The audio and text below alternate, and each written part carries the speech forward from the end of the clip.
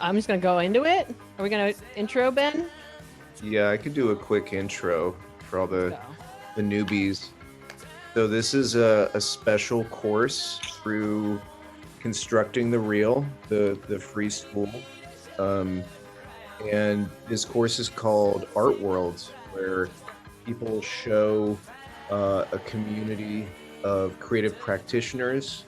Last time we heard about music ownership and uh, gentrification and taste cultures in Wisconsin. It was incredible. And today we are hearing from OK Fox about anime music videos. That's going to be great.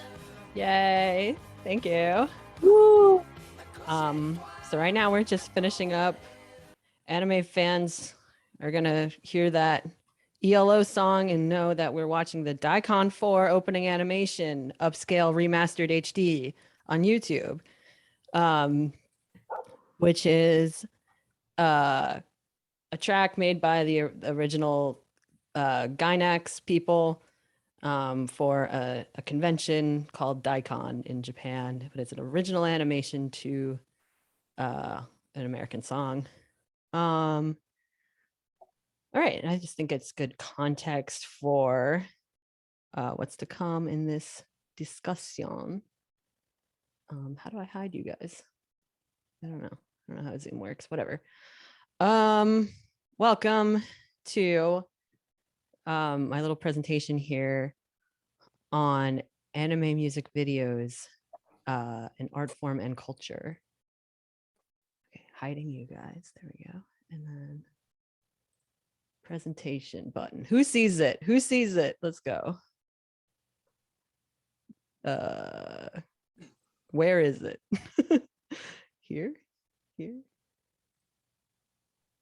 How do I start? Sorry, when I said I saw it, I meant I saw. But I think you just have to press slideshow, right? Top right, yeah. Top right. Oh, thank you. Perfect. There it is. We're doing it. Technology. Let's go. Okay, sorry, I'm pulling up my notes on my phone. All right, so I guess like I tried to organize my thoughts around the idea of, are AMVs proletarian, or are they free fandom labor for multinational media companies? The answer, unsurprisingly, is dialectical. Here's my slide about early AMVs. Oops. Okay, so this man, we'll get to him. Sorry, I gotta click on the side so I don't click my links. Okay, early AMVs. So this here setup is like a replica of how people would mix AMVs in the late 80s and early 90s by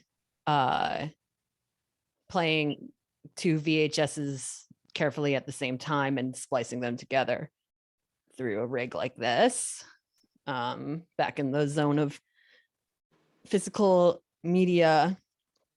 So this is like somebody in 2018 like got all this old stuff and like made this setup, which is pretty sick. So this is an AMV from like 80 something by Jim Capostas, who is widely recognized as the first AMV maker. You can see me here asking, is this the first AMV? And he told me that this was done in late 83. So not even late 80s. Wow. Okay. The first AMV was edited by me in November of 1982 and was done to the Beatles song, All You Need Is Love. Due to copyright, and I'm unable to post it on YouTube.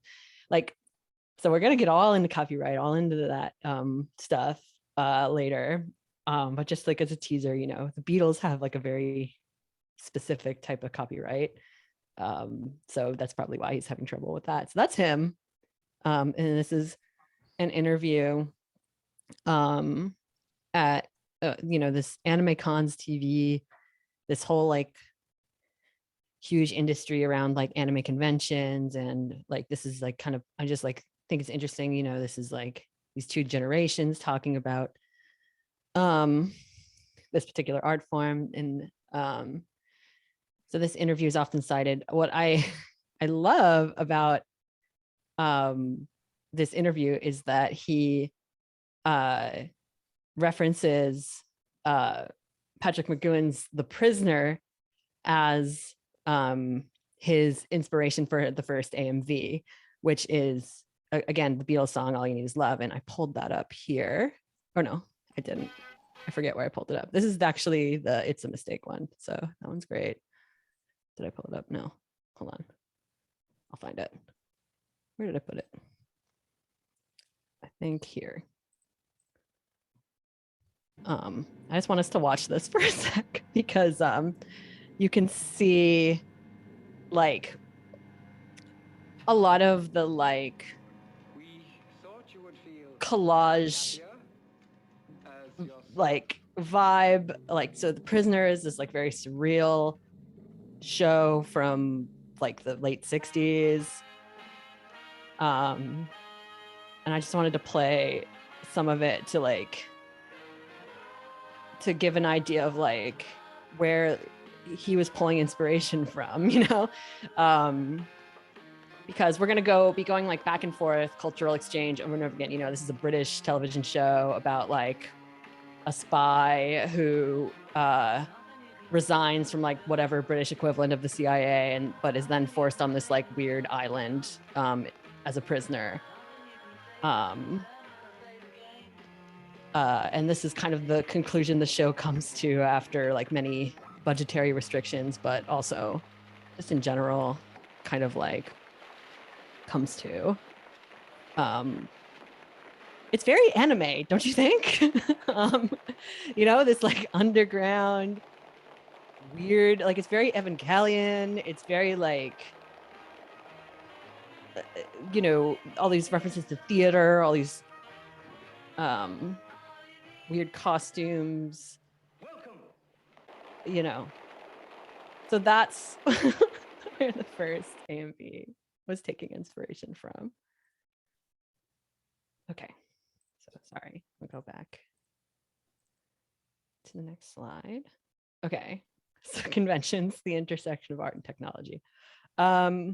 Here's an award ceremony in 2009 in Holland.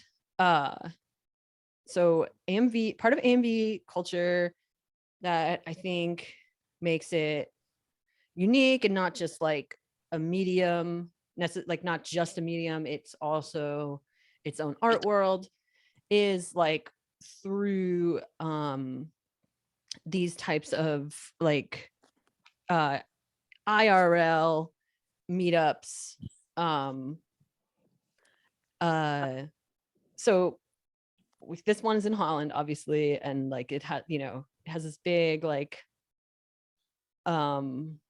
ceremony and people win prizes and like I don't know, it's got this very community DIY aspect.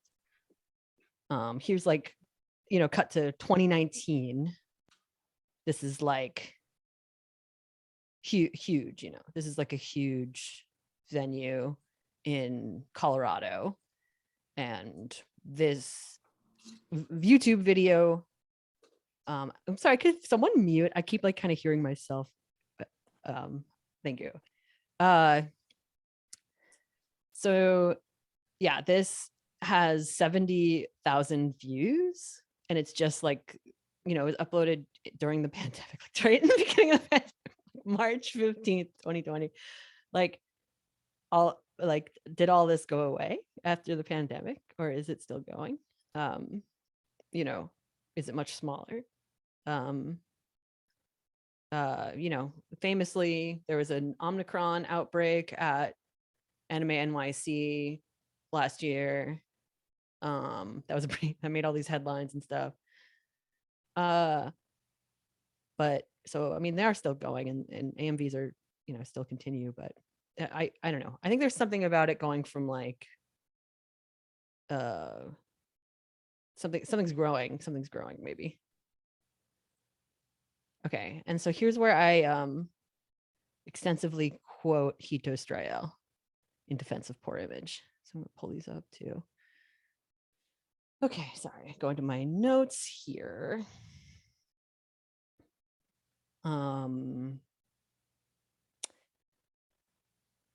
So I guess, wait, going back to anime conventions for like a second, I guess.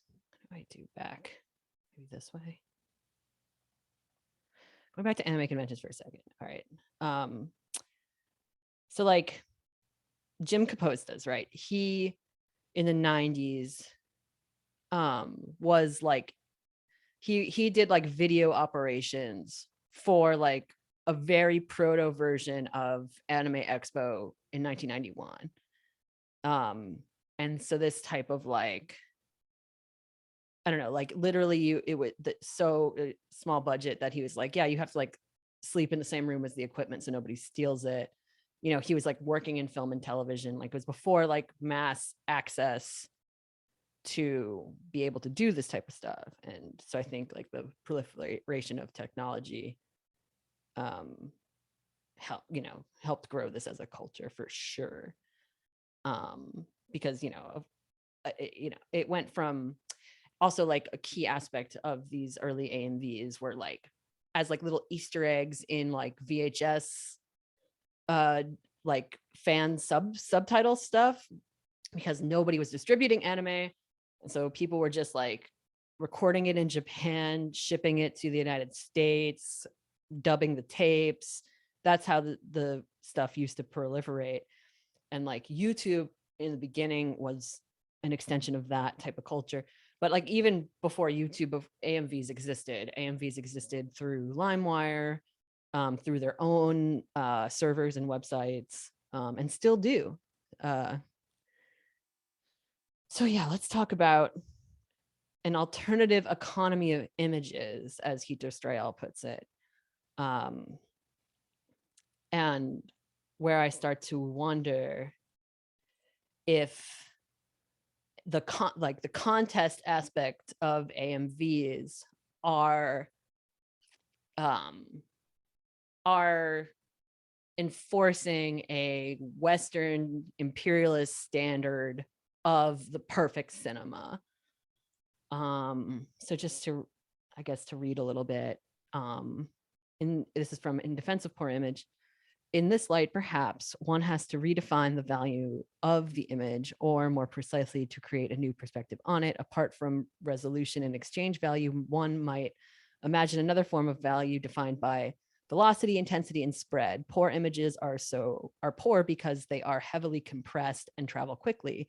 They lose matter and gain speed, but they also express a condition of dematerialization, shared not only with the legacy of conceptual art, but above all with contemporary models of semiotic production.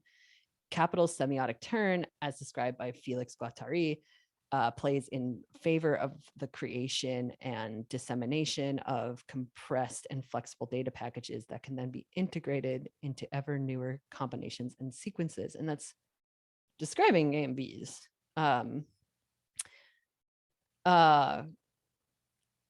she kind of goes on to say like that, like the poor image does kind of exist on the in-between of like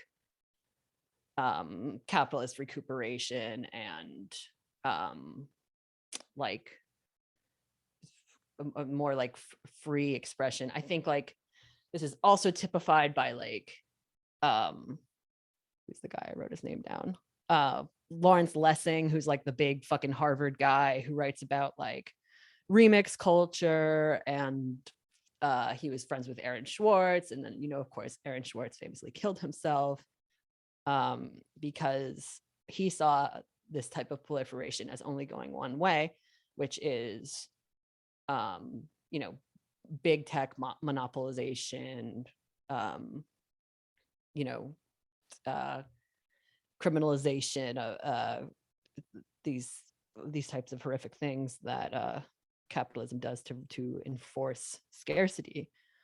And Hito Steyerl goes on to say, this flattening out of visual content, the concept in becoming the images positioned within a general informational turn, within economies of knowledge that tear images and their captions out of context into the swirl of permanent capitalist deterritorialization, The history of conceptual art describes its dematerialization of the object, first as resistant move against the fetish value of visibility. Then, however, the dematerialized art object turns out to be a perfectly adapted semi-auditization of capital, and thus the conceptual turn of capitalism. In a way, the poor image is subject to a similar tension. On the one hand, it operates against the fetish value of high resolution. On the other hand, this is precisely why it also ends up being perfectly integrated into an information capitalism thriving on compressed attention spans, on impression rather than immersion, on intensity rather than contemplation, on previews rather than screenings. And, you know, there is so much of that short attention span, data collecting aspect to AMVs, like, you know, this impulse that I'm showing here of a comment being like, you know, this is one of those classic AMVs that deserves a remake with updated footage. And oh, LOL, man, last time I saw this AMV was in 1999 or 98. Either way, this is one of the best AMVs I've ever seen. You know, like 5 years ago, 10 years ago, people come back to these all the time. It's ingrained into their psyche in a lot of ways. Me included. This one is very important to me that I'm showing here. The Dragon Ball Z Offspring, The Kids Aren't All Right anime music video. And here's the updated version next to it. And, you know, when did this become sexier than this? You know, what is the urge to remake everything in glossier and glossier HD? What is that urge? All right. Lincoln Ball Z. So this is Chester Bennington as a Super Saiyan. I didn't expect to find this AMV. I remember seeing it back in the days of Kazaa and LimeWire. To be 15 or 16 again. Thanks for uploading this. From 2 years ago, from 3 years ago. This is one of the oldest AMVs for Dragon Ball Z. I remember this so long ago. 2020, still watching. Just like millions of views, hundreds of comments. You know, Linkin Park has I just wanted to note that, you know, because of like their relationship to anime, like, you know, this is they worked with Gonzo, and, you know, actual Japanese studio to make their Breaking the Habit video. And I think that left a mark on AMV creators, and it kind of has this like sketchy collagey style, and it just really seared into the brains of an entire generation in a way, but you know, definitely this subculture. I guess that's all I have to say about Linkin Park. It's just it's a huge aspect to AMVs. It's like what people think of when they think of AMVs is like the new metal ones. But I will get to, I guess, when we get to more of the copyright stuff, like where music and musicians and their labels land on AMVs. But for now, I want to talk about Fandom Labor, which is like another weird sort of aspect of these types of videos, is that they are all advertisements for the property itself or the distribution company who owns the property. So this is a resource, the animemusicvideos.org. It's been like, you know, self-funded for decades and is still the, you know, largest repository of AMVs. Like, they host it themselves. They're not subject to too much bullshit like oversight. But then again, they are a little bit. We'll get to. This is a video for the anime Princess Tutu, which is a this is one of the most popular AMVs, Hold Me, Haloming, which is like a Swedish song that got really popular, made by an Italian AMV creator named Marissa Panciecco. And she made, like, this is her profile on AMV music videos. Like, you know, to me, this music video, like, was a great ad for Princess Tutu, which otherwise was a kind of forgotten anime, like for girls, like in the genre of shoujo in general, stuff for girls, like, wasn't, like, it especially wasn't getting distributed. Like, Sailor Moon was distributed, but it's severely cut, severely messed up. But there's countless others that were much, much harder to find for a really long time. And an AMV like this really got people to seek it out through torrents or DVD dubbing or whatever. And then here's some images of Comiket. Comiket is like the largest fan, so in Japanese, the word is dojinshi. Dojinshi is like fan comics. So they're like comics for like existing anime properties, but like just fan-made zines. And it's like, it's more popular than like regular anime conventions. It's like, because you can only get limited runs of this, and people like seek out their favorite artists, and it's like a giant like artist alley is like the name for it in American conventions. But that's like not as much of the draw of a convention in the United States as it is over in Japan, I feel.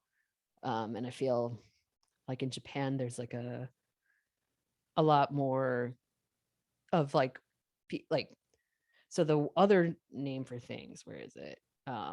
MADs, or music anime donga, are like actual like fan animations, and that's much more common in Japan or in other countries that aren't Western, than doing like an anime music video.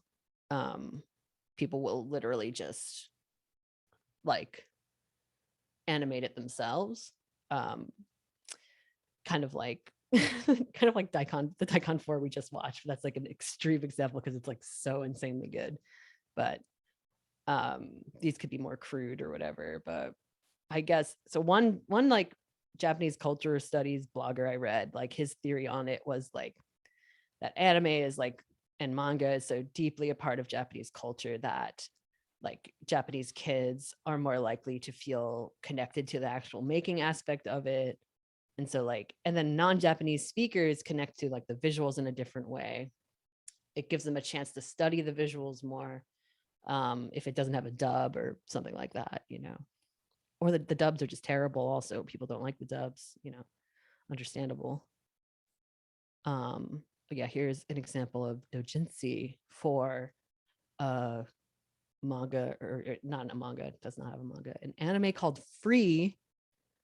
And yeah, I'd be remiss to not mention, weird underlaying like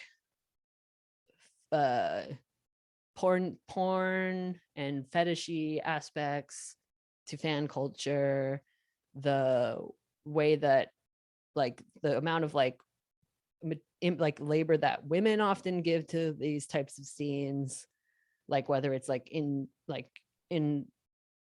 sexy cosplay, or like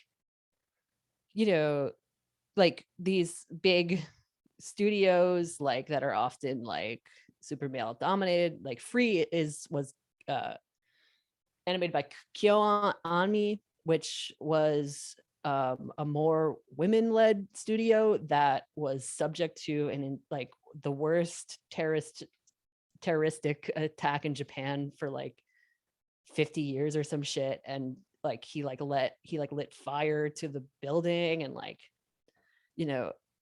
there's all this fucked up misogyny just so deep baked in around like women in these scenes, but then, you know, like Free is like designed to bait women into making like all of this like free like advertisements for the show. Like the show is not explicitly gay at all. It's just like it just teases things like slightly once, like, you know, it's like there's like 70 episodes and like nothing really gay happens. It's just swimming, so they're naked all the time. Just an aspect of everything. This slideshow is my OC, Do Not Steal. This is just a banner I stole because I like it. You know, sending freedom. Will the heroes save the day? Something. So this is an excerpt from an interview with like someone whose job it is to find copyright materials. I guess I'll read some of it for people listening. So what about fan videos, the AMVs? Where does that fit in? Would Japanese companies have jurisdiction over that, or is that your territory? For elements of media that are owned by more than one party, such as the underlying animation, enforcement usually falls upon the party with the rights for that territory where such takes place. Regarding AMVs, fan videos, we don't mind fan videos, including AMVs. The main reason for this are they can often serve promotional purposes. So they're just being like, yeah, we don't care. It's like a free advertisement. And then they're saying, like, understand in Japan, fan fiction of all kinds is encouraged because the same thing, it, you know, proliferates it. Fanfic, doujinshi, like it's, you know, it's different than AMVs, which are, as the legal person says, are direct infringement. And then fan fiction is a violation of the derivative work rights or whatever. It's just confusing. And they start talking about fair use. You know, I linked this whole interview. I don't need to read the whole thing. It like gets into like all this stuff. Then the other aspect of it, of course, is the music. Stealing the music. Can we steal music? And I wanted to quote my dear friend David Turner of Penny Fractions, or if I can find it in my notes. David basically talks about this,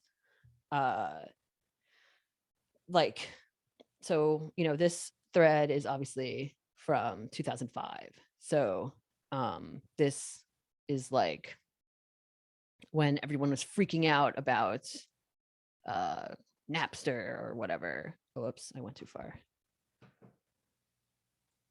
Oops, now I'm going even farther. Sorry. Yeah, sorry. Oh, I thought I had another picture there. My bad. Oops.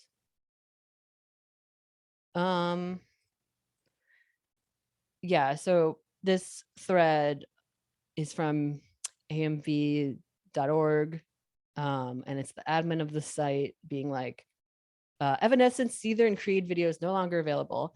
It's been an exceptionally stressful 24 hours, to say the least. Please read this entire message slowly and carefully, pausing for stress breaks if needed. Not as much needed spoiler. You are okay. The org is mostly okay. Take a deep breath. At the end of the day yesterday, I received a legitimate and confirmed cease and desist request from a major label concerning AMVs on this website. It basically said that copyright holders of a group's musical artists would like the org to stop distributing the videos and their using their music. After speaking with the attorney representing the group, we would like to come to an agreement that the links to the videos using the music should be removed from the site, and then it would all be good. So they did get a cease and desist from, you know, Evanescence's record label, and it's like, yeah, so at one point, like, they had to take those down. Pretty sure they're all back up now. It's a very strange, like, back and forth with these types of things. But at the time, in 2015 or 2005, like everybody wanted to blame like individuals using LimeWire or using Napster, whatever, as destroying the music industry. But David Turner points out that really what destroyed music sales is iTunes. It's the big tech platforms that made this all okay. It's the the codifying of stuff like iTunes and getting at the time like all 4 major labels to just give this blanket like okay to iTunes was really what ultimately destroyed the music industry, because physical market was like still a thing. It's not like it was this either or, and iTunes gave them this deal where they were like, this is the future, this is the only way, similar to how they're trying to sell like NFTs or something right now. And YouTube announced earlier this week, I don't remember, basically saying like, we're gonna make our YouTube videos NFTs so that anybody can own them. This of course is completely antithetical to like most of YouTube, which is like this completely like from the ground up collective endeavor that nobody can really own, and nobody's really making money off of, except for the scumbags who own the copyright to the music. There are the other slide I meant to put here is there's this like Japanese pop duo that really loved AMVs and like encouraged people on amvs.org to like make AMVs to their songs as a way to get their songs out there. And like there's all of these like foreign songs and stuff like the Swedish one I posted earlier, like that are like huge in all of these different places all around the world because an AMV was particularly popular, which is interesting way of dissemination. So this slide is from the all of the tags on the Wikipedia page about AMVs. I just think it's amazing. I could look at it for hours and you could click through so much and take it in so many different directions. And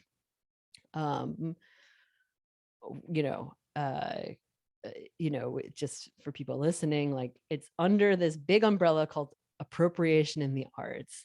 Then there's a tab for music and it says like bootleg recording, sound collage, cover version, literature and theater, assemblage, found poetry, visual arts, mosaic, collage, like and then in cinema, television, and video, we got abridged series, anime music video, collage film, video mashup, parody film, recut, supercut, YouTube poop. That's a whole nother direction we could go. I will not get into it.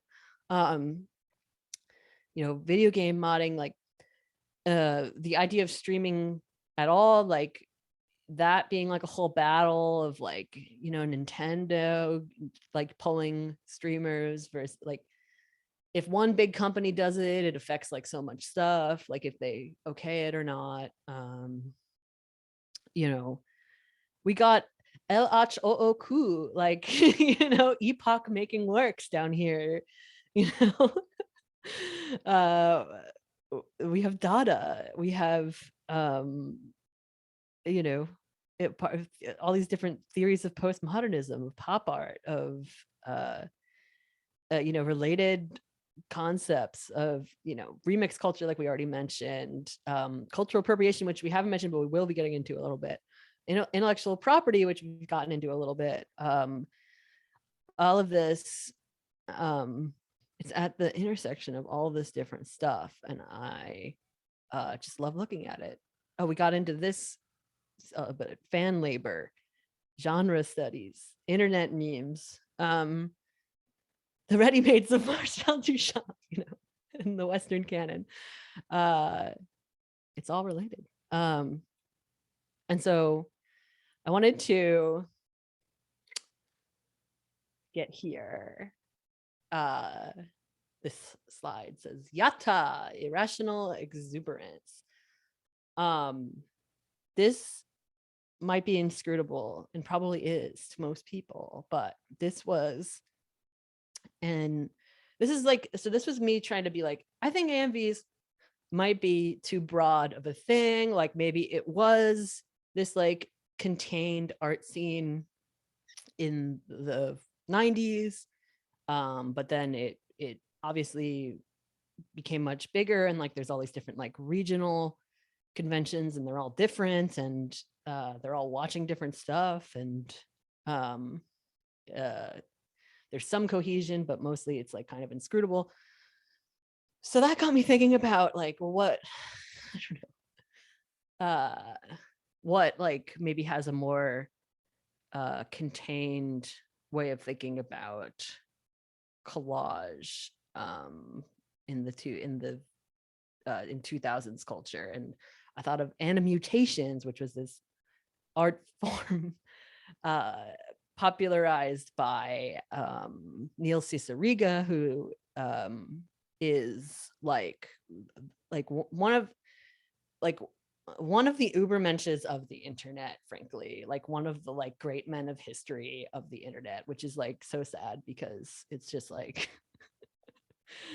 wild. Like, he's like the like all that Chuck Norris shit, like all of that fucking like Ultimate Showdown of Ultimate Destiny, all of that like Harry Potter Puppet Pals, like all of that like early YouTube, that was all like the brainchild of like Neil Cicierega. And like it's a shame because we had a chance to kind of maybe have our own like propagandist and that we kind of did. They kind of got somewhere. Like I was asking my partner about this, who is like part of this stuff, like he used to like do like these sort of weird animutation things, and I was like, well, Joey, like what do you think is there political character to animutations? And he said like no, except the main like kind of unifying thing is like post 9/11 xenophobia, and it's like definitely there, because like an animutation basically is a collage that like takes like a foreign song, often Japanese but other languages too, and like pretends they're saying English stuff, and it's just very like LOL random. It's just very like isn't this language funny? And like going back to my question before of is there are like, because part of Hito Steyerl's essay Defense of Poor Image is like that the poor image isn't beholden to a nation state, but my argument I think is that it is beholden to a nation state. It's beholden to the nation state of the United States and Western allies, because it's like it's so westernized, and it's like a little fuzzy, because it's like, yes, there's like an Italian and there's this Swedish song and there's like all these people. Holland was mentioned, like all these places doing stuff. It's all like Western influence. It's all within this realm, and it's very typified by Yata, which we'll get to that, but I want to play. So this is a banana version of Alan Greenspan, the Fed chair.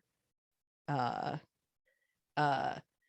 this is an animutation for Yata, which is this Japanese group.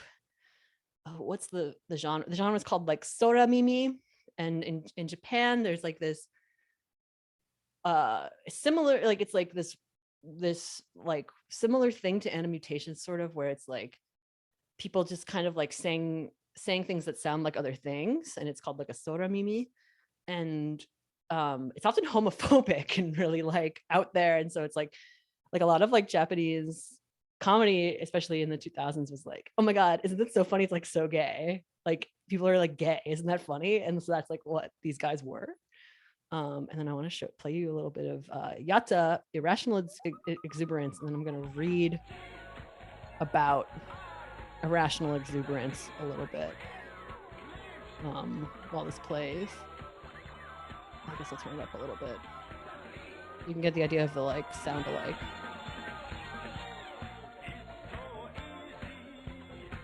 So this is in English, but sorry, I'm just finding my notes. Irrational exuberance is the phrase used by the then Federal Reserve Board Chairman Alan Greenspan in a speech given at the American Enterprise Institute during the dot-com bubble of the 1990s. The phrase was interpreted as a warning that the stock market might be overvalued.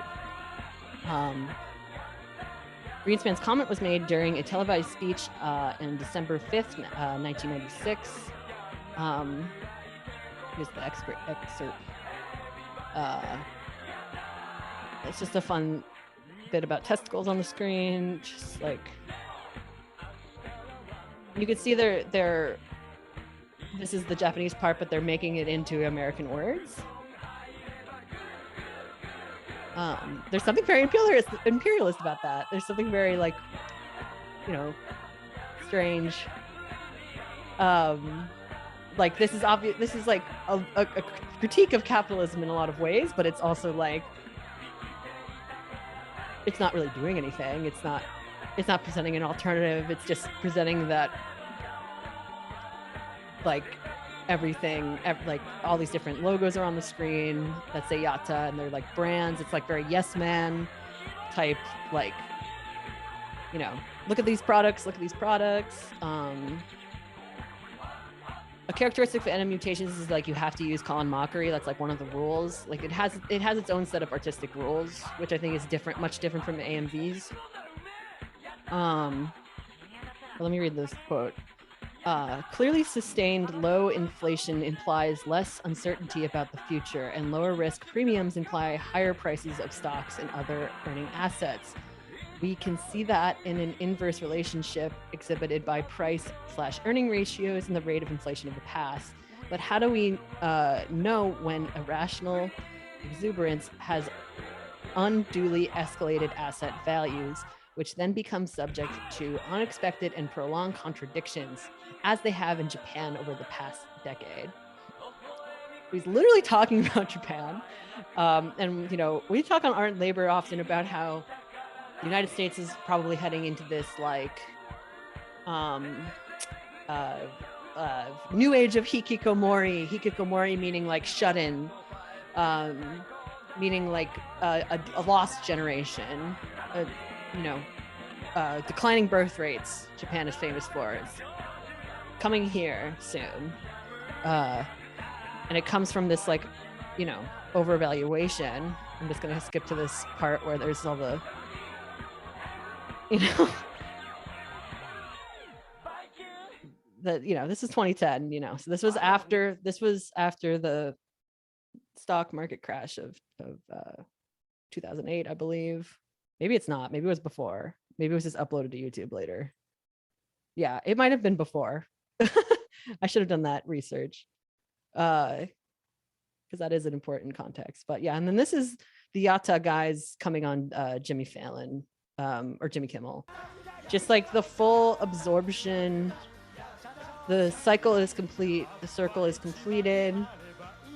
You know, the men, like it became such a big internet thing that then they get to come to the United States and perform. This like strange homophobic song gets to be seen by everybody. But you also get to see like the actual lyrics and not just weird American or English sound alikes. It's a fun song. It's just fun. I guess it's supposed to be ironic or whatever, but like I remember at the time when I was a kid seeing stuff like this, and there's another comedian called Hard Gay, just a comedian in Japan just called Hard Gay, and I was like, I would love them, I'm obsessed with them, and I want to be like them, and that's fun. So it has that. You can't really do irony. It doesn't really, not really real. Everyone can interpret it however they want. I guess that's the end of my presentation. Here's all my various links. I guess I'll just Woo! Yeah. Woo! Wow, hooray, we did it. I don't know, what do you guys have to say? I guess I don't really come to clear conclusions. I'm just presenting what I have found so far.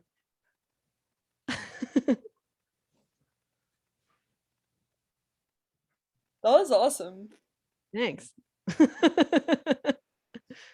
go back to the I liked I like the way that you laid out the two, like the merging of the two different industries, where it's like the people who are making the animation, they're just like, oh, that's sick. Everyone's gonna see our animation now. Like, thanks for the help. And then the people who have like, it's like, and it's not even the musicians, it's the record companies that are managing the musicians are like, don't fucking just play music. Like, what are you doing? And just like those different understandings of like how to manage a market coming together to like squeeze these creatives that just like are not, they're just like doing things for nothing and getting in trouble. Like, it's just such a beautiful, like, ridiculous consequence of liking a thing. right. Right. Yeah, I even get to the part where it's like the conventions have to pay to like just there's just like this general fee that like most venues have to pay to be able to play music at all at the venue. Or like most, you know, the majority of like licensed music, like most venues have to pay a fee to be able to play them. So it's like they talk about in that thread from 2005, like, oh well, we can still play them at the conventions because like the conventions pay the fee or whatever. Like, Right. just so weird. Like, what's real, what's whatever, you know. Yeah, and then thinking about it in terms of like that Hito Steyerl quote was cool too. Like, the it's like all of this media is getting digested, and then it's like been sort of like reoccurring as a genre for so long that now it has these different standards, that it was like it was a poor image and then it became its own discrete entity. Yes. And then it like Yes. regained in clarity, like, oh, now we have to like figure out how to make these images sharper and like put more rendering into it. That was like never the point. And then all of a sudden you lose like what the root is of the creative process that was like about pirating and about putting things together and like these unexpected sort of like DIY practices. And then it's just like, oh no, AMV is like, you have to make it good so you get lots of clicks. Exactly. Where's the This thing that also reminded me of from the California Ideologies, the branch and the solar powered website, where their whole point was like, we're not going to improve quality. In fact, we're going to decrease quality because there's like a significant cost to adding quality and streaming that. Yeah, I'm trying to find an example of like when, so like contemporary AMVs are like awful in my opinion. They like the stuff, like it's similar to like the Oscars. It's similar to like, you know, like the shit that gets the awards are like just the most like like I don't, like it's like, oh, you had access to the most expensive programs and you had access to the most time to put into your AMV, and so you deserve a reward. And like, yeah, okay, reward the hard work, but it's just like kind of soulless, kind of like, I'm like, it's its own thing, I guess. It's just like when it becomes a competition like that, it like loses the proletarian nature for sure. Yeah, it was never the point. No. Okay, can you like link this so I can flip through it? I think I had a For question. sure. Yeah. Yeah, I will do that. Oh, I was just gonna add with the music stuff, I also know like there's licensing fees for if you record covers, but not if you perform covers, I'm pretty sure. Yeah, it's something weird Which is like why there's that. like Beatles cover bands, but it was hard to do Beatles reproductions or anything like that. I was also just thinking about bronies, since one of the artists I'm researching was originally a My Little Pony AMV original song creator. Oh my god. Cool. But like My Little Pony, the show was an advertisement for My Little Pony, the toys, and then the fandom was like so horrible that like it made the creators hate the fan labor, like the fan labor became so overwhelming over the show, Yes. which was children also, like not who it was for. Yeah, like I can see that happening within, yeah, because you know, for those who might not know, basically what happened, My Little Pony was a wonderful show for girls until 4chan decided it was not for girls anymore. It was for bros, and the brony culture emerged, and it was this very messy thing that could have been normal if people like were into you know, reclaiming gender roles in a healthy way instead of it being like a really really chauvinistic infiltration of a women's space or queer people's space. What was that like? There was like, I don't know, the quintessential brony pic of the guy who is like, it's like he's dressed up like, and he has his hand, he's like doing this pose like he's like a horse or whatever, but he's like totally beefy, and maybe it's like a unicorn or something, but then it's all like he's all like baby blue and pink and like sparkly and stuff. Do you know what I'm talking about? I mean, it sounds like really in line with like a lot of the like kind of like, oh, isn't this ironic? Like a big muscly man is like into ponies. Like, isn't that so fucking ironic and funny? Yeah, exactly. Yeah, it was like the height of that, like, oh my god, this muscle bound meaty dude is just like has like pony stuff on. This is crazy. That was like, yeah, that was definitely a lot of the 2000s stuff. And I think like now, as that generation gets older and they realize, wait, I was actually trans, and just like doing all this stuff in really harmful, like expressing in really harmful ways, or like whatever, you know, like and sometimes the damage is already done, and sometimes the damage is greatly exacerbated by huge being like broadcast on like huge platforms like YTM&D or Encyclopedia Dramatica, like ogling at freaks basically, like, and very outwardly so, and you know, that there was this whole culture around making fun of real people and doxing them and ruining their lives is something that like a large portion of our generation like has not really like answered for really, and instead like kind of like put the magnifying glass, kept it on it, but like in a slightly different way, like Angela Nagel, like, oh, look at me, I'm critiquing like, you know, I'm plagiarizing a bunch of shit, and then to further like a particular narrative, or like YouTubers being like, what's the crazy fucked up story of Chris Chan, and getting like a billion views or whatever.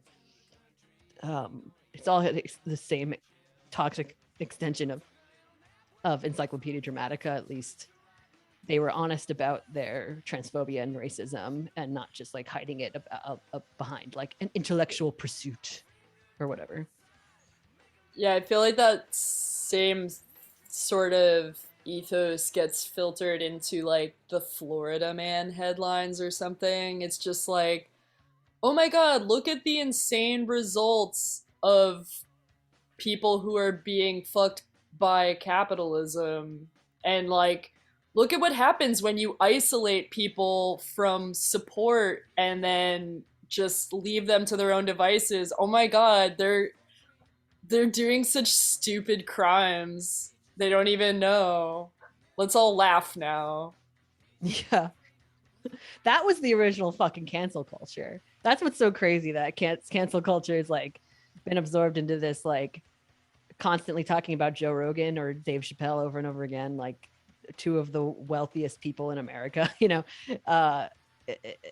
the original cancel culture was like a bunch of men with access, men who, like, we know through a lot of hard data, like were given a technological advantage from the inception of computers, from even little things like when computers became commercially available, like parents would put them in the boys' room as a boys' toy, and it was marketed as, this is a boys' toy, not a girl's toy. And these sorts of things like are the only reason why like stuff like coding and things like that are male dominated. That's like literally the only reason. And like the insane right-wing reactionary freakos are like, it's genetic.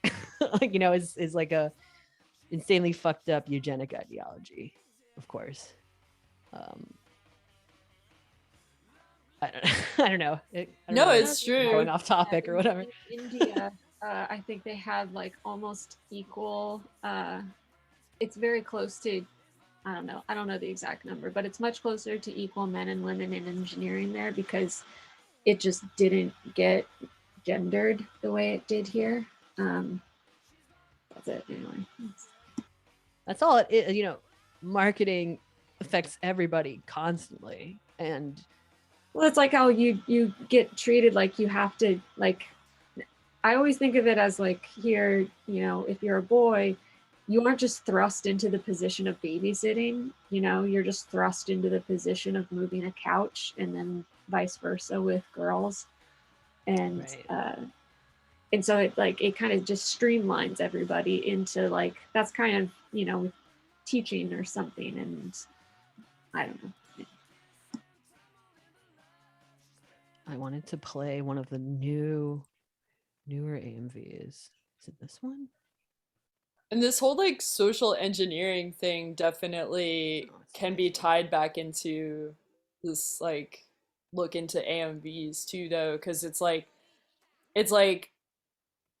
not only is the machine that you're watching the AMV on like a gendered experience in the West. It's like, okay, your access to it is gendered, but then also like the anime is gendered. There's like, okay, so this is a show for boys and this is a show for girls, and this is like all these boundaries we're putting up, and this is like, these are like male feelings expressed in these songs, and then these are female songs, and it's just like, then like mashing these things together and then seeing like kind of what comes out of it is like becomes like, I don't know, media criticism. I'm trying to show like all the new AMVs have like just an insane amount of effects on everything. So it's just like, look at the new plugins that you can use in After Effects, and like that's like becomes like cool, like, and wins awards, and like it's just such a shame. Yeah, I recall when you were going through it, you're like, when did like this become like when did like crisp and overproduced become like cool?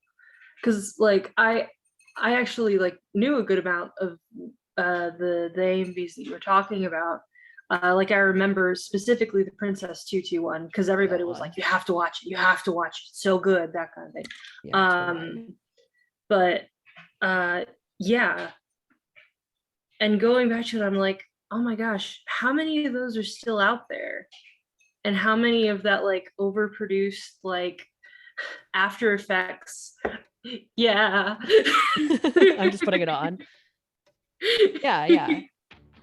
Like this one, part of, yeah, so like what Lucia was talking about, like why is this marketed to girls? Yeah, like what was cool about this AMV in particular is that like everybody was like, oh, this rocks, you know, like I want to watch this show about ballerinas now, you know, like, and it's like it's such a cool example of like how AMVs can be utilized.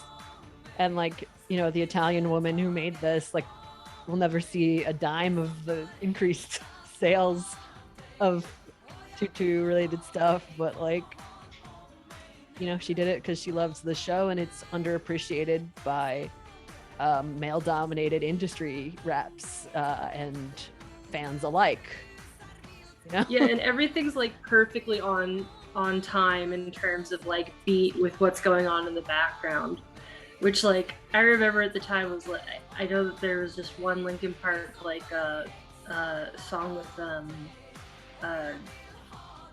Dragon Ball Z where like they just synced up one scream and then that was it. But like this stuff was like, even back then I was like, yeah, I can't do this shit, this is so cool.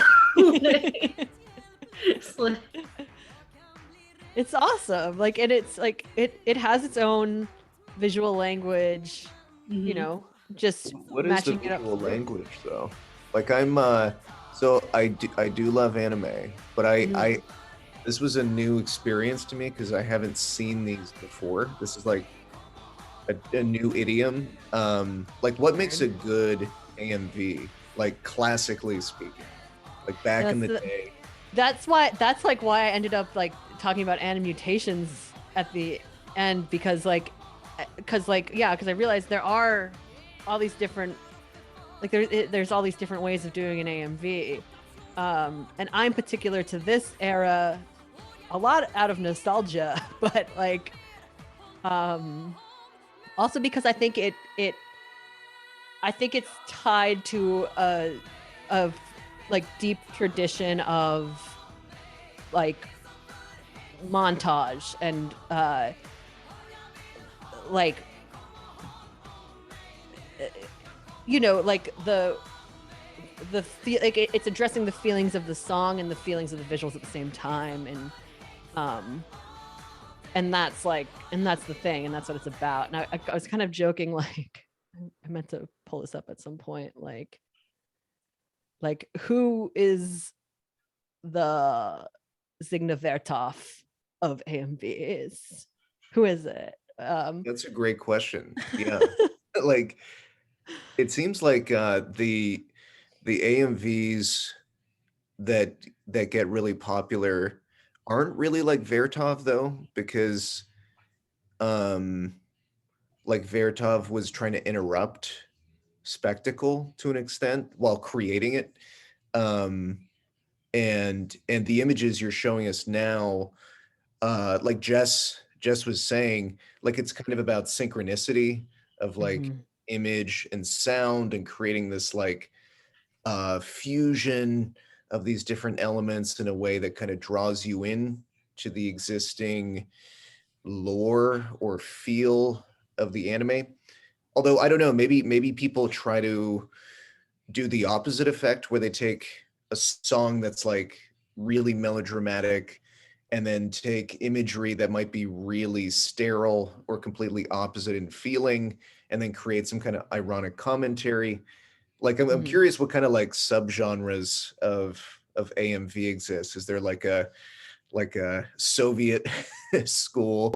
Is there a kind of like ironic commentary? Is there just pure I don't know, fandom? How would you name those genres? Yeah, I think it's like a little everything. Like I think the that guy who like did the first AMV supposedly, he started out doing ironic, jokey stuff, like, you know, it's a mistake to like all of this like intense battle footage. And then like his other one that's not on YouTube is like um the Beatles, what was it? The All You Need Is Love. And the All You Need Is Love is like, it's like just all the violent scenes of like Battleship Yamato, like you know, like All You Need Is Love. So like, yeah, the jokey, like kind of like absurdity juxtaposition, I think is like really baked into AMVs. But then when Breaking the Habit came out, it became like, this isn't an AMV, but this influenced all AMVs in my opinion. The Breaking the Habit Linkin Park music video by Gonzo Studios. It's just about emotion. So and it's similar to the new metal genre, where it's not advancing any particular thing. It's not, there's not really like a Soviet school of AMV making. It's often like this cathartic thing. It's often this like, this anime made me feel so much stuff, and I want to get my friends to watch it because it's really hard to convince them to watch an anime. So I'm gonna make this music video to a song they like, and sell it that way. Because like with Dragon Ball Z and Linkin Park, like it's a match made in heaven. They are identical in tone and theme. And you know, that is the point. Like it's ultimately, yeah, like that's what landed me on like the animutation side of things, because I was like, what was going on there? Like, yeah, I don't know, but yeah, I'm trying to segment it out, but it's difficult. I think maybe there's like something to like, there's like something about, oh, see you, Matt. Right. Like when you can find similarities between things, like it's not necessarily about like the style of similarity or something, but it's like, oh shit, I found something that goes together. Like there's just something about that. It's like re-piecing together things that seem like, oh man, it's like, how am I gonna get, like, how am I don't know, like I guess it's like a really half-baked thought, but it's like all of the like elements of collage and elements of internet culture, and like, and then just like making a statement through connecting things that are disparate and being like, oh, I didn't even know, but now this artist is saying this whole other thing that I didn't even intend for it to say. Yeah, and it's reified by nation states. And so there's something really magical. Like when I was a kid, I know it's like very stupid, but like whenever like somebody who I liked just from like music or like an actor, or I don't know, I'm trying to think of, I can't think of a good example right now. Whenever like something would cross with anime, I was like, this is so exciting. Like I'm like, this is amazing. Like it just didn't used to happen nearly as much as it does like constantly now. Like wearing my Otakon 2003 shirt right now, it's like night and day. Like the, like, I don't know, just the way that like discovering anime and being like, oh, there's this whole other country that is like completely different, that feels like that is making things in the same way, like that's like a really interesting like thing to realize when you're a kid and you can't like travel, like you can't afford to travel, or you can't afford to like or like you're stuck in a small town and you don't have a diverse group of friends or something. It's like, well, there's like people from all over the world making like art that like deeply resonates with me. Like, and it's like, yeah, if you're raised in the United States, like only exclusively consuming United States media, what you get is an extremely white supremacist ideology, and no thought about like the history of art in like an Eastern lens. Like, you know, when we're in art school and we're taught like the Jansen's textbooks and we're taught like the canon, we're taught like the Western Eurocentric canon of art. And to, as a kid, like be exposed to this whole other side of the world that like weren't nearly as covered in the textbooks. I don't know, that was a good trajectory for me to go on in a way. I would assume that a lot of AMVs start from that, at least from what I remember being a kid really into anime, is like being on the bus, listening to your music, and then like kind of being like, oh, this song is so this person, and then like, you know, just the unbridled like enthusiasm of a 15-year-old being incredibly obsessed with something. So because I mean, and that's true for like fandom today, though I don't see a lot of people getting into AMVs, but I see a lot of people who are like, I gotta make a comic about this, or I've drawn my favorite character like a million times. And Yeah. I mean, to a degree, because it's like it's a labor of like passionate, like, I mean, it is a kind of love, but is like definitely like a manic love of like, I don't know what to do with all this energy and it's over now, so I need to put it somewhere kind of thing. So I've always thought of it as, yeah, kind of chasing the same high. Like it happens now, like if you binge watch a series and you finish it, but you're like, wait, but I want to like, you know, that you start watching Voyager, even though you know that Voyager, it's okay, but it kind of sucks, but you just need Starfleet. That's what happened to me, at least. And like fan culture is a way of like making new content that can like scratch that itch, because it is like a manic thing. Yes, or like with Free, like I mentioned, or like these anime that do Yeah, queer where baiting. they invent new scenarios, that they didn't actually go through with. Yeah, but I like when it's new, or they just like, I like when they really just smash two people together that really don't make any sense. And Sure. my favorite is when like fandoms will come together and enough people will kind of I wouldn't even say steal an idea, but like one person will design a character that we either have never seen or is like not a person, like is like a cartoon something. And then another person will be like, oh, I really like that, so I'm going to take this and take this and take this. And then at a certain point it becomes, no, this is what this character looks like now, regardless of the like, it could be like, and I'm talking about an audio show where we don't know what the character looks like, but this is what the character looks like now, and if you go off of this you will have upset everybody. So like, and it does make its own little microcosm world where it's like there is the like actual source material, and then there is the universe that these feral teenagers have created for themselves. So, and I say this as somebody who was a feral teenager and who works with feral teenagers. It is not necessarily outright a bad thing, but it's definitely very interesting. But anyway, I'm sorry, probably a little bit off topic.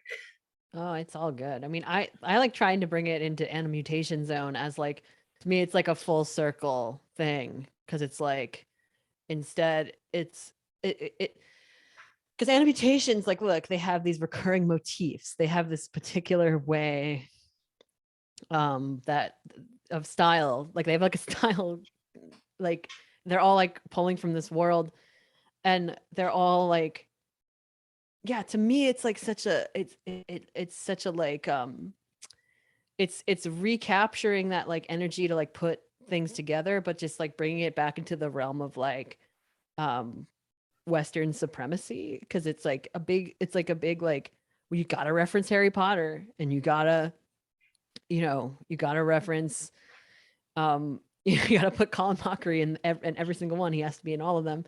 Or it's like the end of the world, like group X, like everybody has a funny accent. It's funny to have a funny accent was very like the name of the game on the internet of this time. Whether like Ill Mitch comes to mind, or like I'm trying to think of other ones. There's like so many, or like even like South Park, if you think about like, like when they had like Saddam Hussein, and he's just like a little collage puppet. Like this to me was like this typified like the American film, like collage art style of the 2000s is this stuff. And then they predicted that the stock market was going to collapse eventually, but before then it was like this weird embrace of like anglifying other languages, and then eventually a critique of it by the end of it or something. Very strange little world that existed. And then I think about like Neil Cicierega, who is like going to be a millionaire for the rest of his life off of like making like the most like the original like things that brought people to YouTube, like Ultimate Showdown of Ultimate Destiny.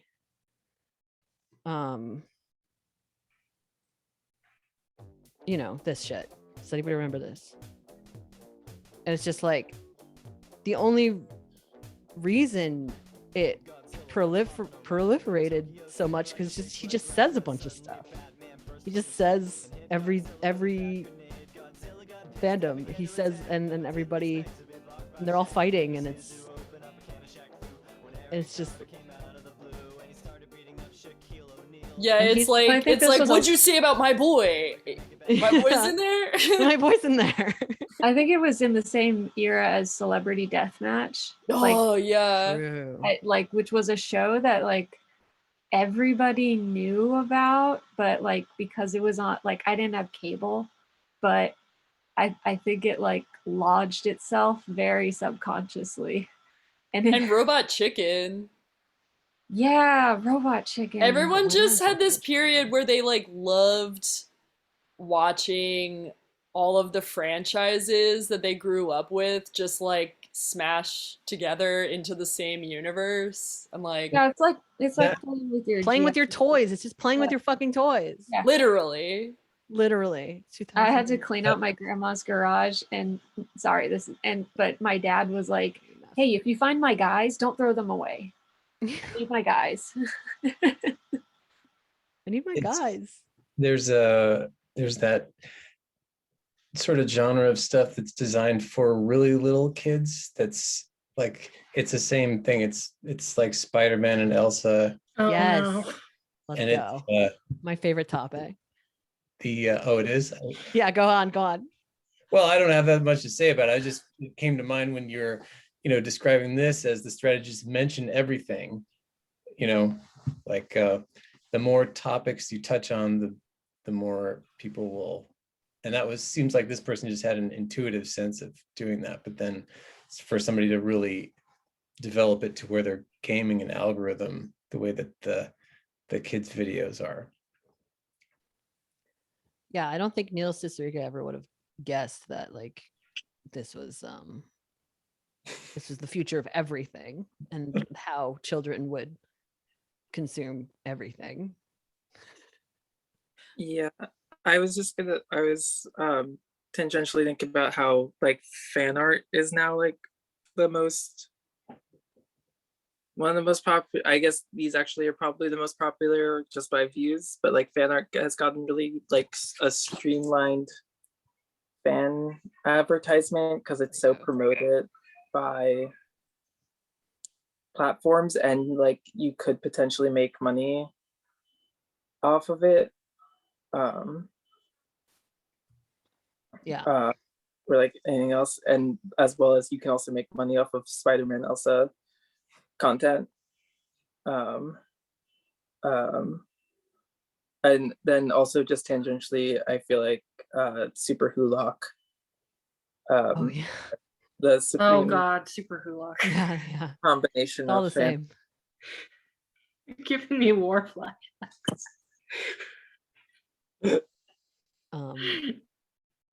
Yeah, I'm obsessed with Spider-Man Elsa videos. I mean, like this, it's also like because the interesting part of them is like it's that it's like all around the world. Like there's like a family I was following for a while from Argentina who's just making them and like, you know, could feed their whole family off of them. You know, people from every country making like weird videos like this. If you can get access to a computer that can get access to these GTA mods, you can make a bunch of these and get 100, you know, hundreds of thousands of views. Like look at all these channels live now. Look at them. There's so many. There's so many. Yeah. They're just printing money there. They're just printing money. Because we've tied our economy to these viewership numbers and these advertisement numbers. And so if that's what our money is tied to, instead of like yards of linen, then this is the way to go. It's interesting. Oh, well, this kind of reminds me of some scene from an Adam Curtis thing where he had Rupert Murdoch kind of talking about how, you know, he was going to give people what they want, where elitist people like the BBC would like impose some imperialist vision or like talk down to the little people. And it's kind of like now, you know, in this presentation, you're talking about how there's this imperialist slant, but in a way, this is the apotheosis of giving people what they want to extreme, you know, new way. I think my point is that it's not necessarily what they want. Yeah.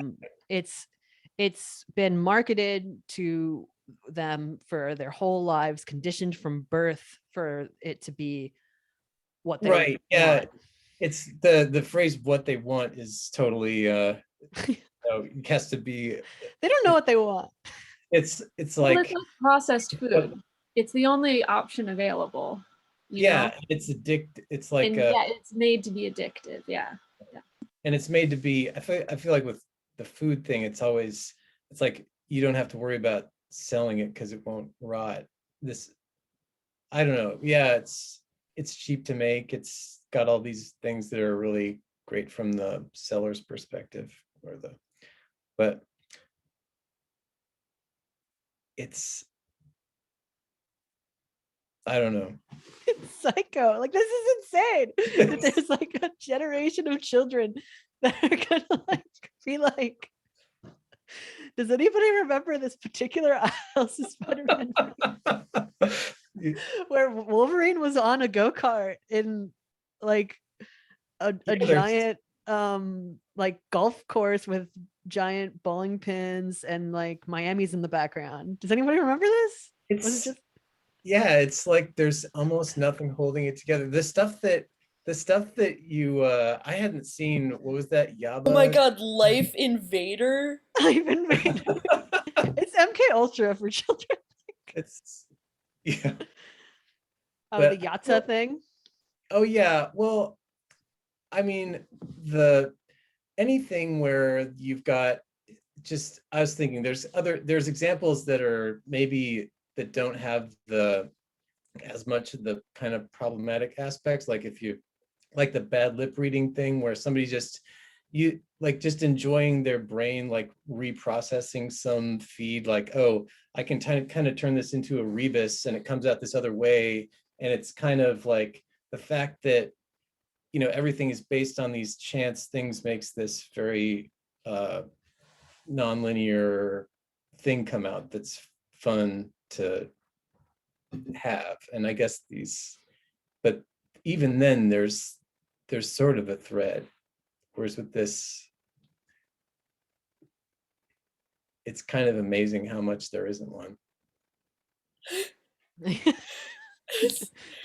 Yeah, this is like pure unbridled id, like floating signifiers. Like, what Okay, if we actually we're like dismantling cultural hegemony through this process, and it's actually like it's like a revolutionary act of Dadaist sanity The to only way make an out Elsa is through. Spider-Man. Yeah. Wait, Yeah, but what have if you this is like ever, healthy? watched an episode of Boobas? What if this is what? Yeah. Like, I think that I, I don't think that it's outside. It's weird because it's branded in franchise, but like the actual absurdity of what's going on in this, like, this is kind of a Boobas scenario. Ooh, I like it though because it's Venom. Yeah, exactly. I mean, it's just like, you know, who wants to get all those messy Legos? Just put it in Minecraft, or better yet, you don't even have to download Minecraft. You can just fucking watch thousands of videos of people who made bullshit in Minecraft that instead of playing with Legos on the floor, you just like do this all day. Yeah, this is sick. It's like you're not like if you're just doing this, you're not giving any money to Marvel or something. Yes, that's you're not like yeah.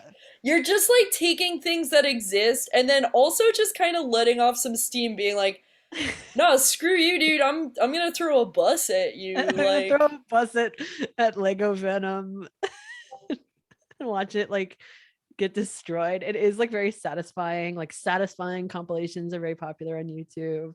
Like I mean, that's what I was getting at with like the Argentinian family that, like, you know, I was following in the early days of Spider-Man Elsa stuff. I was like, they are making their whole living off of this. yeah. And fuck Marvel. Like, that's pretty intense though. It's like just to be content creators who are like, okay, we gotta do what works, and then they buy all the costumes and they're like, cool, I got my little princess dress, and we got And like it's fucked up and all the kids are involved. yeah, and then all of a sudden another movie comes out that somehow is like as big as Frozen, and then all you got to get all the new costumes and stuff. That's how they still get you. Yeah. I mean, we haven't been watching a lot of the like really insane like psycho, like there's ones that are like, oh, this is like a weird fetish thing and it's really fucked Oh, up. totally. Yeah, the people who are like in the suits are very It's like vaccine troubled. ones. There's a lot of vaccine ones. Oh god. Dorothea. Like they're all like there's like a bunch. They're all psycho. I can't watch the ones with real people because it's too psycho. Find one about washing hands. Or the Finger family. Oh yeah. Finger family is popular. I think this is also true of Flash games, but having just done a bunch of Unity programming, I also think those, to add an aesthetic read of cars smashing into the Hulk, it is a degree of like, Oh God, please. video game brutalism of just using the basic physics. Like those are the most basic physics parts of like what is available to a casual programmer, which I think is true of oh my god, of Flash games also. Totally. Like this, yeah, I'm pulling this up because it's like a very rudimentary game to program once you have the assets. And it has 20 million views. Jesus. So that's fun. I mean, it's gotta be weird and traumatic for a kid to go to the dentist. So it's like This I don't know. helps for sure. Maybe it helps. Maybe I don't know. No. Maybe it makes it worse. Maybe they're just No. reliving the trauma. It They're makes it worse like- for me, and I'm an adult. Yeah, Do not like. It's fucking worse for sure.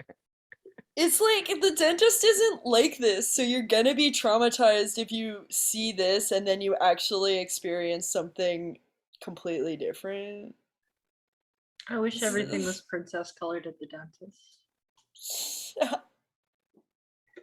There's a lot of like, yeah, the emotional ones.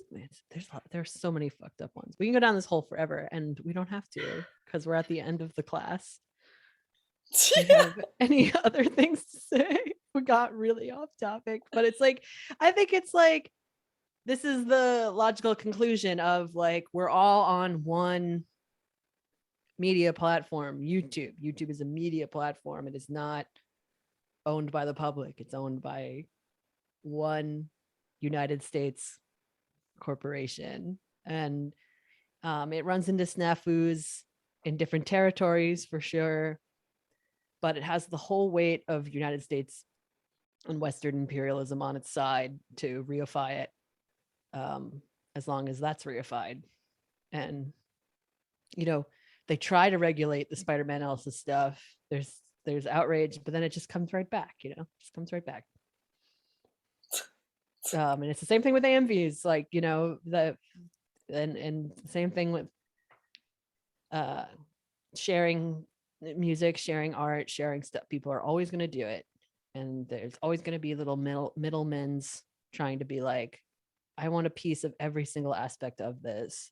And that's what NFTs are, and that's what iTunes is and Spotify is. I was curious to ask about AMV, like what of the fan or the people who, you know, watch them, what percentage like also make them and stuff, or is it kind of? Yeah, I think it's kind of 1-to-1 because it's like Basically everybody makes them and watches them. I mean, like, I grew up watching AMVs. I didn't really make that, like, I didn't really try to make them. I didn't really have access to the tools to make them. I would try to make like little things here and there on like the school's computer. I got like some shitty thing. I don't know. To make very rude, like, some of my favorite AMVs are the ones that are like made in Windows Movie Maker, or like obviously using like the DivX logo, which DivX was like a early 2000s like video ripper free software that you can use as long as the logo is still on it. And I think one of my slides, this one, talks about, or it shows that, so this Vita Video. So this is a recent AMV, Mexican, I assume. And because like Mexico doesn't have as much access, like it just feels like this Vita Video is like their version of DivX, like that we had in the early 2000s. And No, they so, have like, more access. I mean, they have more access to anime, but like the software to make Oh, the sorry, AMV. sorry. So like Vita Video is some sort of like ripper software similar to DivX was for us, or whatever. So like they're on like a different trajectory right now or something, where there's like, you could probably make this on your cell phone or whatever. Yeah. And then meanwhile, the, you know, the Western imperialist lens of AMVs want everything to get remade in 4K, you know. So yeah, I don't know. It's like but all that to say, there's still plenty of like people who are making AMVs in whatever quality and whatever weird software they could find, constantly every day. And I made an AMV about the green M&M recently. And it's So, beautiful. It's very high quality. Yeah. So I didn't know, I never really made an AMV until then. I mean, I made like video art or like whatever stuff, but I was never really an AMV maker. Green M&M AMV, I think it'll come up. Yeah, here it is. And there's, no, and then, okay, I should look at all these other AMVs that exist. Oh my god. M&M's kart racing AMV. Like People all this love stuff. it. They love it. Like there's like AMVs don't have to be for anime. It's just they often are. But there's AMVs for everything. There's an AMV for Meerkat Manor that me and my friend are obsessed with. You know. This is my my green M&M AMV. Yeah, obviously to sex and candy. Very stupid, but I made it about her transition journey.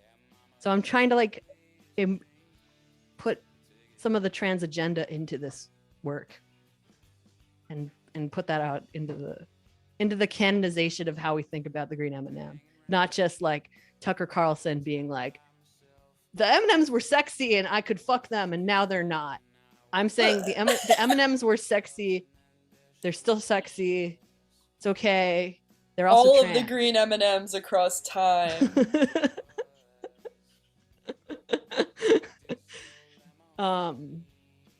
Yeah. Oh my god. Trying to inject some of that, something extra into people searching for this type of content. I don't know. It's so intense. I'm definitely doing the montage style of match the lyrics to the thing, but that's just how I was taught. I don't know how to do any of that fancy After Effects animation stuff.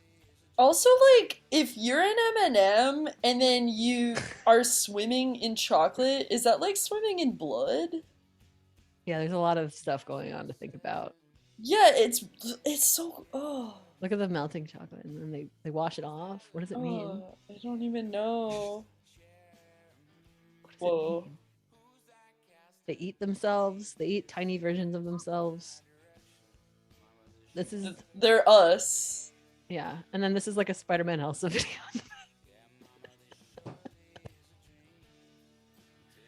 I love that. Wow. Because ultimately it's all, I mean, I really like, yeah, it's her dream. See, it's her dream to become this. That's the point. And then of course, like, sexy green on them forever. They can never take away our proud cultural tradition. 2022, we become candies. I'm just trying to like throw stuff out there. I did it in the Art and Labor channel. That's good. You know, just throwing it out there. Like add in this little description, this weird description. I'm trying to implant something into people other than just this is cool and this is funny or this is emotions. This shit is fucking political. Let's think about it. Let's think about we're all gender is just we're all just little candies. I guess I'm gonna stop now. We seem at the end of our rope. Boom.